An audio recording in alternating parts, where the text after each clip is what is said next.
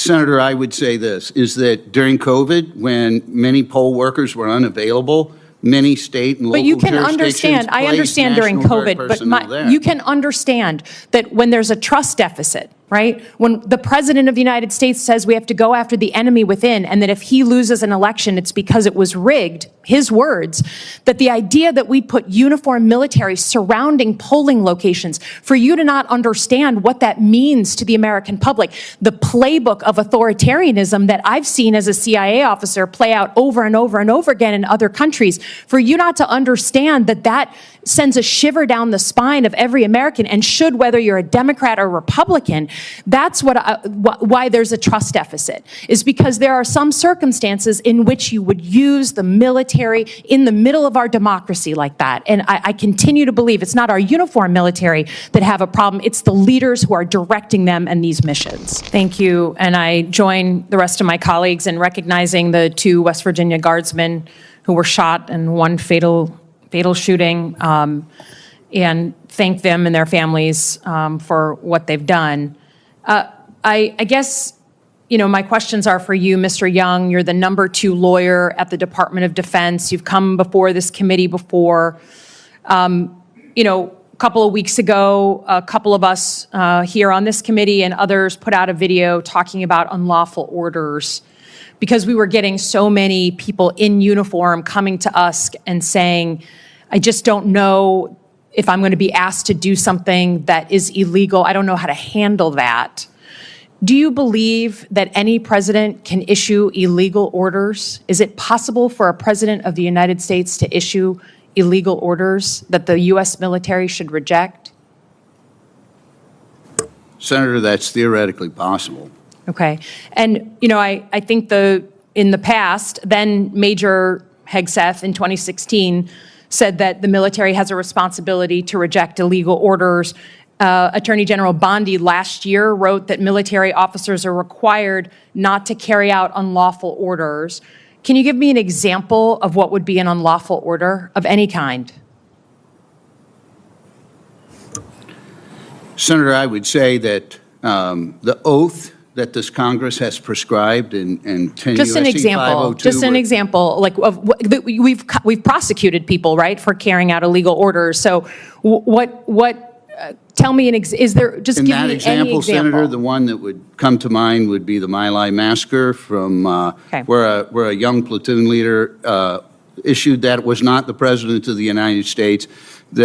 As long as an order is not patently and facially illegal, it is presumed to be lawful, and service members are obligated to follow it without having to consult with the judge. And I think the conversation that we were starting was not because we don't trust the military. If anything, I mean, I've worked alongside the military my entire life as a CIA officer.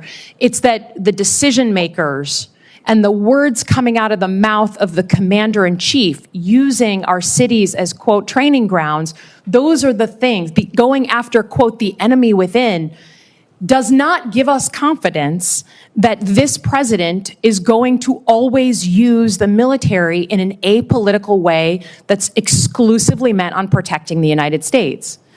Now, you said earlier that, and rightfully so, that the National Guard, of course, if they're doing missions like helping to clean up from an ice storm in Michigan, I don't think anyone questions the typical way that we use the National Guard. But for these folks who are deployed against the wishes of the sitting governor and the people of that state, you said that the troops are there to protect federal personnel, functions, and property, right? So people or functions or buildings. If you were asked to approve the placement of uniformed military on and around polling locations for a federal election in 2026, what would your legal judgment be of whether those uniforms could do that? Senator, again, that's a hypothetical situation. There are federal laws that prohibit the stationing of troops at polling places. However, right, the question would be whether or not the degree to which that would apply in a non-federalized status under Title 32, and it would depend on the status of the personnel and the mission parameters that are being contemplated. So it's possible that if you were asked, if you said, look, We've got a problem in Chicago, right? We've talked about federal troops in Chicago. We need to put uniformed military surrounding polling locations in downtown Chicago.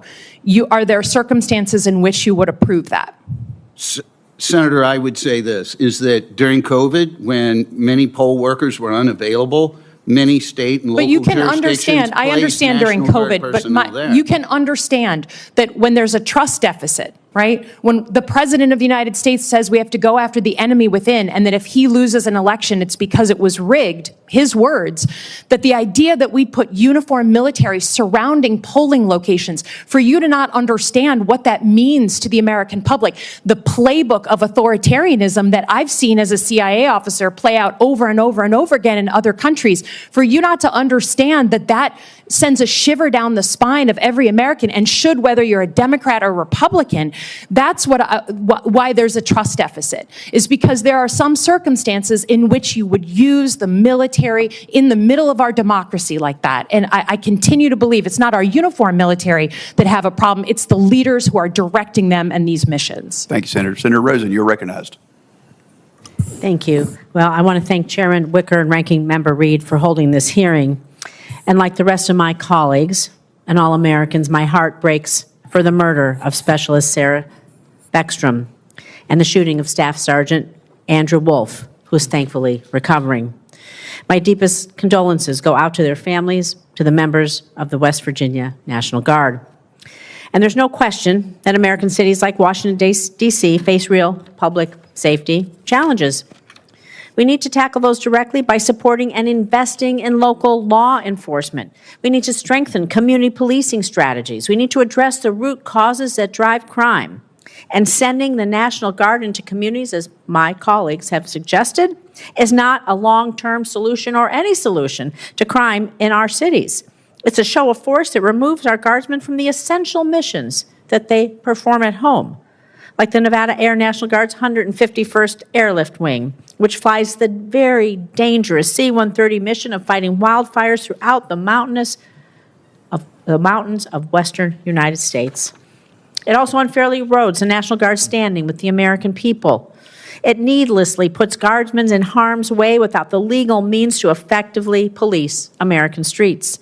It places our men and women in uniform in deeply fraught situations in their own home communities, particularly in states like Nevada with large Latino and immigrant populations, communities which members of the National Guard also hail from, sometimes even coming from mixed status families themselves.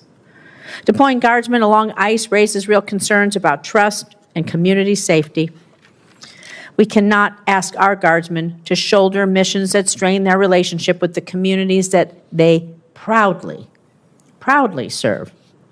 So my priority is ensuring that our guardsmen and women can continue carrying out the mission sets that matter most to their states, including Nevada, all of our states, where our communities depend heavily on their support. That's why I want to understand exactly what guardsmen across from the United States are being pulled from, and whether the department has taken steps to mitigate the strain these deployments impose back home. So I'm going to talk about alternate missions. So General Guillot, can you outline what mission guardsmen were pulled from in their home states, and have any guard units been pulled from time-sensitive missions, such as wildfire response, medical evacuation support, cyber defense teams, and scheduled annual training? Senator, the Guard units that were activated to federal status in support of operations in California, Oregon, and Chicago were selected by the tags of those states when we presented the tasking to them. The units that were actually selected to fill those roles were selected by the So you're saying there was an option given to what states would be deployed, and those tags are the ones who made the decision? That's what you just said. No, what I said is once the task came to that state, we consulted with the tags to determine who in that state would fill the tasking. So did you provide any backfill support to the governors of these affected states or those home state missions that are going unmet? No, ma'am. No backfill support? No, we don't have forces to provide backfill, ma'am. We were tasked to fill The states were tasked with the order, and then what I'm explaining is that we worked with the tags to make sure they picked the best units for that mission from within their state. Have did the governors of these states raise concerns about losing their personnel during peak operational periods? And if so, can you share with us those concerns? Ma'am, I have not received any concerns. Okay. Mr. Divildson, can you walk us through how the department weighed federal deployment demands against state-level mission requirements before deciding to move these personnel, please? Absolutely, Senator. In the department, as the coordinating lead for these particular mobilizations, we consult with the National Guard Bureau, the Joint Staff, we speak with OGC, we speak with the Comptroller, and we make sure that we are balancing all of those different needs to provide the best advice to the Secretary on how these troops are mobilized. Thank you. So I have just a few seconds left. So General, I'm going to go back to you. I want to know, from your perspective, are Guardsmen being placed in situations where they're working in close proximity to ICE or otherwise involved in sensitive community interactions, and what guidance has been given to avoid eroding trust in diverse communities, as my esteemed colleague deferred to? And what is the division of mission responsibilities between DOD and ICE? Thank you. Senator, the difference between the duties of ICE and the Title X forces is extreme. The Title X forces are only there to protect the federal facilities. Sometimes it's an ICE building, but in other cases it's Los Angeles. It is not. It's a federal building. I've seen them just walking around parks in my neighborhood here in D.C., so there are no federal buildings around where my apartment is. Senator, I have to make the distinction there. I'm only responsible for the forces that are under Title X authorities, which are in Los Angeles, Oregon, Chicago, and at Fort Bliss. I do not have any command and control over the forces in Memphis or here in D.C. Thank you. Thank you. Senator.